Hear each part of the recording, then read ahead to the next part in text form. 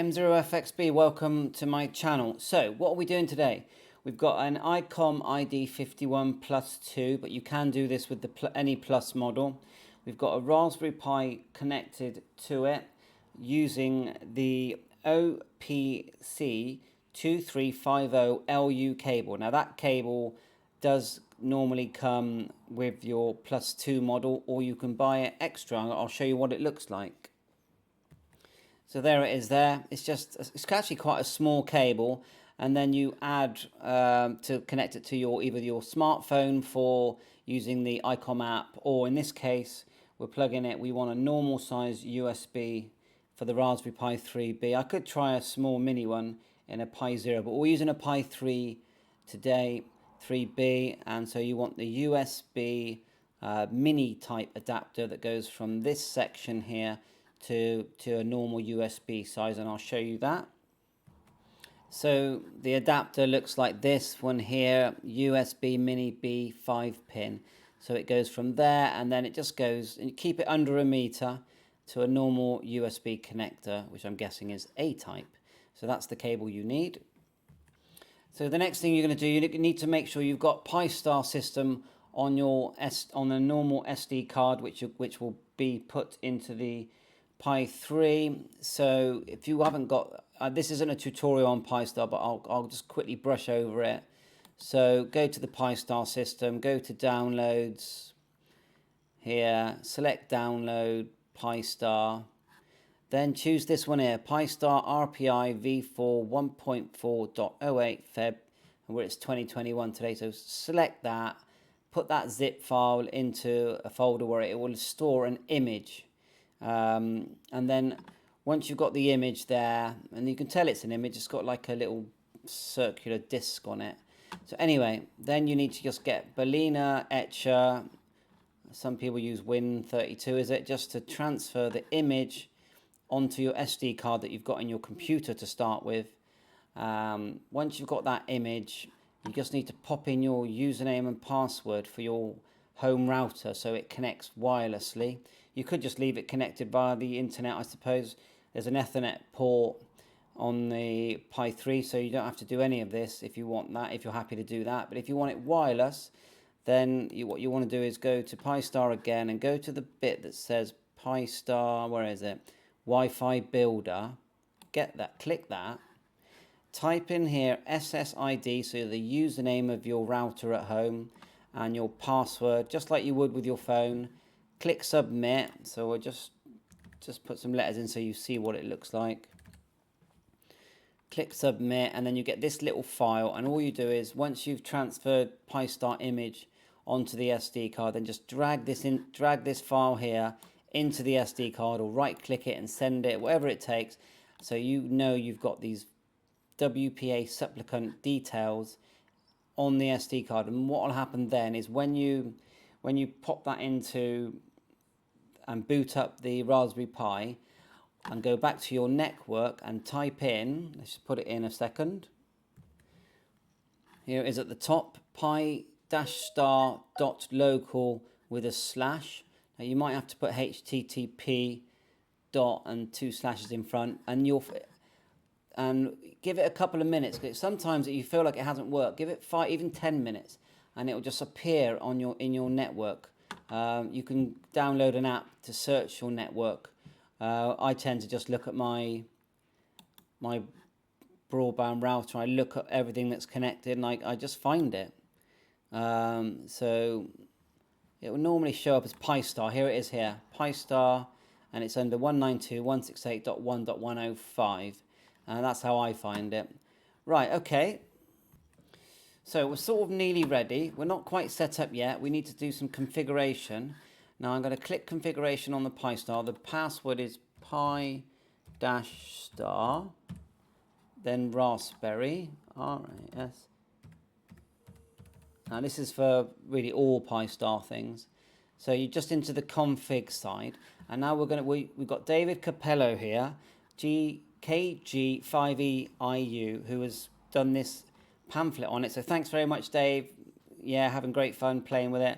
And yeah, I love the ID-52plus 2, and I have a blue one, as you can see.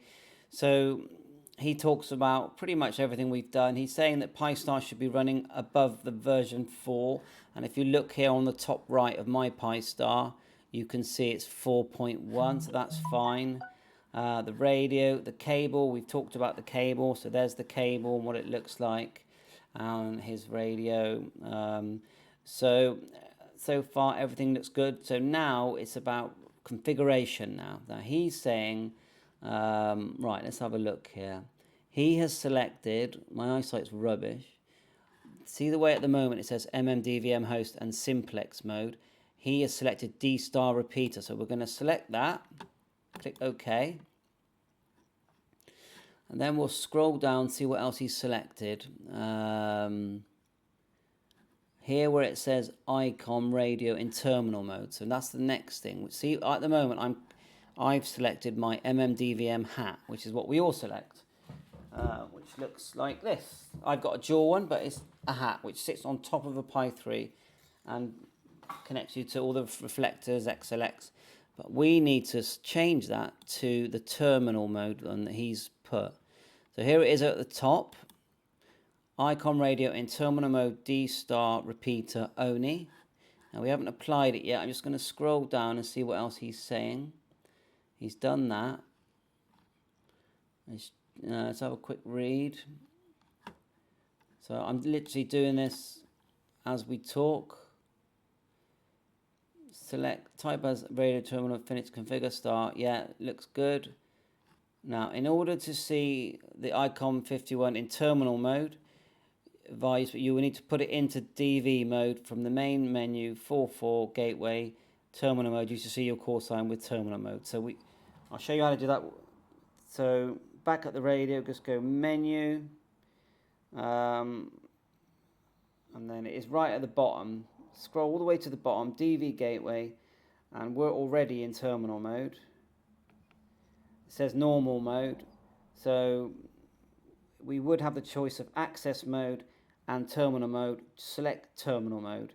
Just push the blue button, and then, well, we've gone into normal mode. Let's just go menu, DV gateway, and terminal mode. So we're in terminal mode. You can see my call sign.